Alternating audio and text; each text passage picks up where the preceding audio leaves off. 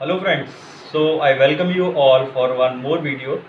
और ये बहुत इंपॉर्टेंट वीडियो होने वाला है क्योंकि इस वीडियो में बात करने वाला हूँ डिप्लोमा इन मैकेनिकल इंजीनियरिंग करने के बाद क्या क्या बिजनेस अपॉर्चुनिटीज़ हो सकती हैं। और बिजनेस अपॉर्चुनिटी को एक्सप्लोर करना इसलिए भी ज़रूरी है क्योंकि आज की डेट में जो सबसे ज़्यादा परेशान है वो जॉब होल्डर्स ज़्यादा परेशान इन कंपेरिजन टू एंटरप्रेन्योर्स या बिजनेसमैन। तो हम इस जो पूरा डिस्कशन है, पूरी बातचीत है, इसको मैं 3 पार्ट में डिवाइड कर लेता हूँ।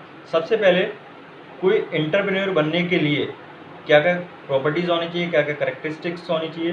दूसरा, कौन एंटरप्रेन्योर बन सकता है।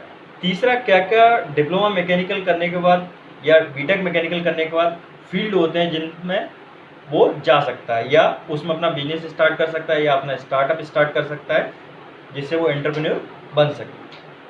तो सबसे पहला जो बिजनेस का करेक्टरिस्टिक है, जो क्वालिटी है किसी इंडिविजुअल के पास होनी चाहिए, वो ये है वो व्यक्ति ओपन माइंडेड होना चाहिए। आपको बिजनेस करने के लिए बहुत ओपन माइंडेड होना ज़रूरी है क्योंकि बिजनेस में क्या है, बहुत जल्दी चेंजेस करने पड़ते हैं और उन चेंजेस को एक्सेप्ट करने के लिए, उन चेंज को आपको इम्प्लीमेंट करने के लिए आपको ओपन माइंडेड होना बहुत ज़रूरी है क्योंकि दुनिया बहुत फास्टली चेंज हो रही है। तो उस स्पीड से आपको भी अपने आप को चेंज करना पड़ेगा। दूसरा जो पॉइंट आता है इसमें, दूसरा पॉइंट ये है कि आपको रिस्क, बिजनेस क्या होता है, एक रिस्क वाली एक्टिविटी होती है क्योंकि बिजनेस में आपका इन्वेस्टमेंट होता है और इन्वेस्टमेंट करते हैं आप तो कहीं ना कहीं आपको रिटर्न मिलना चाहिए। तो ये थोड़ा सा रिस्क वाली एक्टिविटी भी है। लेकिन यदि आप कहीं बिजनेस में इन्वेस्टमेंट कर रहे हैं, अपना इन्वेस्टमेंट कर रहे हैं, तो ये एक तरह का मोटिवेशन का भी काम करता है क्योंकि आपने पैसा लगाया हुआ है, आपका खुद का जेब से पैसा लगा हुआ है। तो ये आपको ये भी मोटिवेट करता है कि आप और ज़्यादा मेहनत करें। तीसरी चीज़ ये है कि किसी भी बिजनेसमैन को या एंटरप्रेन्योर को हार्ड वर्किंग होना बहुत ज़रूरी है क्योंकि बिजनेस में क्या होता है, कभी कभार आपके पास बहुत ज़्यादा ऑर्डर होते हैं, कभी कभार काम नहीं होता है। तो जब आपके पास ज़्यादा ऑर्डर होते हैं तो आपको उन ऑर्डर को टाइमली फुलफिल करना पड़ता है।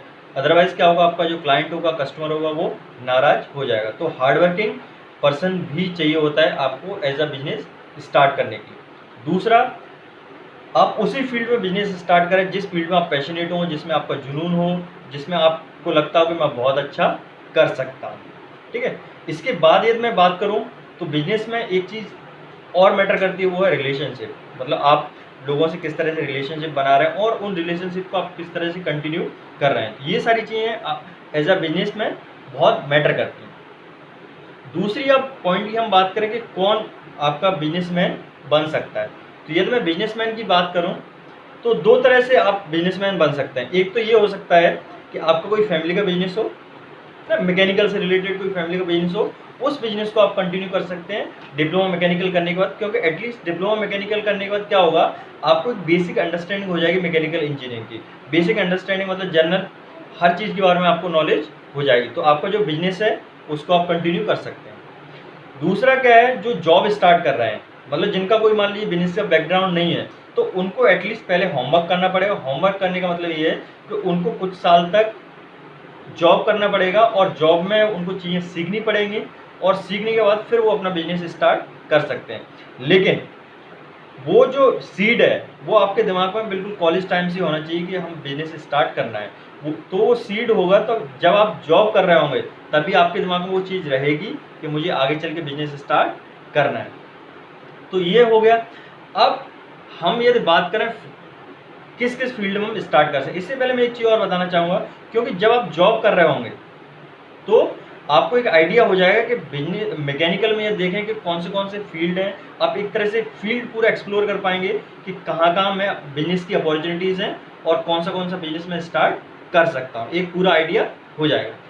अगले हम बात करते हैं कि क्या क्या अपॉर्चुनिटीज़ हो सकती हैं। तो सबसे पहले जैसे एज अ डिप्लोमा मैकेनिकल, चूँकि आपका टेक्निकल स्ट्रांग होता है, आपको टेक्निकल चीज़ें मालूम होता है, तो आप क्या कर सकते हैं, सर्विस रिपेयर सेंटर, इसमें बहुत स्कोप है। क्योंकि आपका जो भी इक्विपमेंट्स होते हैं, चाहे आपका डोमेस्टिक अप्लायंसेस हो, ऑटोमोबाइल हो, रेफ्रिजरेशन एयर कंडीशनिंग सिस्टम हो, सब में आपको रिपेयर मेंटेनेंस की ज़रूरत पड़ती है।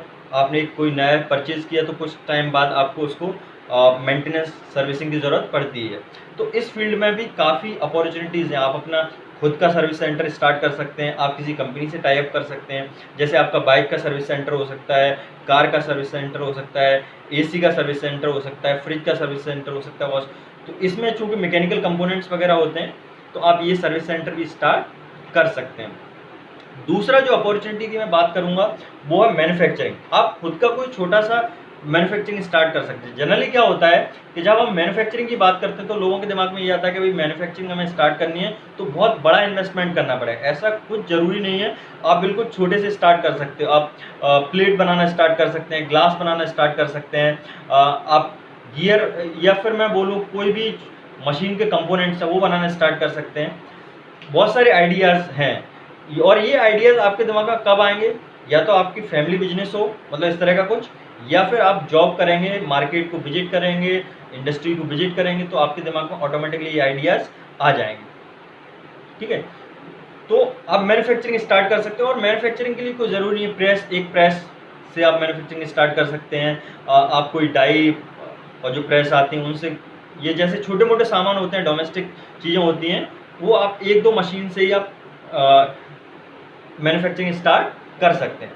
अगला जो मैं पॉइंट की बात कर रहा हूँ वो ये है कि आप जैसे इंडस्ट्री में जॉब कर रहे हैं तो आप अपने, जनरली क्या होता है जो बड़ी इंडस्ट्री होती है उसको चलाने के लिए, उसको रन करने के लिए बहुत सारी छोटी छोटी इंडस्ट्री होती हैं उनसे एसोसिएट होती हैं। तो आप अपने आप को किसी बड़ी इंडस्ट्री से एसोसिएट कर लें। मैं अपना एक एक्सपीरियंस आपको बताता हूँ। जनरली क्या होता है कि कोई बड़ी इंडस्ट्री, मान लो पंप बनाने वाली इंडस्ट्री है, तो पंप में बहुत सारे कंपोनेंट्स होते हैं, तो वो कंपोनेंट्स क्या होते हैं छोटी छोटी कंपनियों से आउटसोर्स करते हैं, या फिर क्या होता है वो जॉब वर्क कराते हैं, है ना। मैंने ये देखा है कि सिर्फ लेथ मशीन लगी है वो भी बिजनेस कर रहा है, जिसके पास सिर्फ 2 मिलिंग मशीन है वो भी बिजनेस कर रहा है, जिसके पास शेपर लगे हुए हैं वो भी बिजनेस कर रहा है। जनरली क्या होता है इस तरह के बिजनेस करने के लिए आपको किसी बड़ी कंपनी से एसोसिएट करना पड़ेगा, या फिर आपको 2-4 कंपनियों से अपने आपको एसोसिएट करना पड़ेगा जिससे आपको काम मिल सके। मैंने देखा है कि लेथ मशीन, 4 लेथ मशीन लगी हुई हैं, उसको पंप के इम्पेलर मिल गया, एनआरबी मिल गया, उसकी वो क्या कर रहे हैं, मशीनिंग कर रहे हैं, है ना। और भी जैसे देख सकते हैं आप अपना गैल्वेनाइजिंग का सेटअप स्टार्ट कर सकते हैं, हार्ड टोमिंग का सेटअप स्टार्ट कर सकते हैं। और इनमें क्या होता है कि मशीन्स तो होंगी आपकी, आपको दूसरे जो इंडस्ट्री हैं उनसे आपको जॉब, है ना। जैसे शेपर मैंने लगे देखे हैं, तो शेपर में जनरली स्लॉट कटिंग का जो क्यूबीएस का काम आता है वो कर सकते हैं। तो इसमें बहुत सारी अपॉर्चुनिटीज़ होती हैं, लेकिन ये सब चीज़ें आपको तब समझ में आएंगी जब आप मार्केट विजिट करेंगे, इंडस्ट्रियल एरिया विजिट करेंगे। और इंडस्ट्रियल एरिया विजिट करने के लिए आपको कहीं ना कहीं जॉब पहले करना पड़ेगा। जॉब आप करोगे तो इंडस्ट्री आसानी से विजिट कर सकते हैं, या फिर आपके एक्वेंटी हैं, आपके साथ वाले कहीं जॉब करते हैं तो उनकी कंपनी विजिट कर सकते हैं, आप देख सकते हैं वहाँ पर किस तरह का काम हो रहा है। तो ये सारी चीज़ें, तो बिजनेस करने के लिए आपको अपने आप को ओपन माइंडेड रखना ज़रूरी है। और बिजनेस का बहुत फ़ायदा है। देखिए फ़ायदा क्या है, आप ये जॉब कर रहे हैं तो एक फिक्स अमाउंट ही अर्न कर सकते हैं। बिजनेस में आप बहुत, उससे कई गुना ज़्यादा अमाउंट अर्न कर सकते हैं। बिजनेस में रिस्क होता है जनरली थोड़ा बहुत, लेकिन यदि आप मेहनती हैं, कंसिस्टेंसी है आपके अंदर, तो आप बिजनेस के लिए और कर सकते हैं। ठीक है, so friends, this is it, thank you for watching.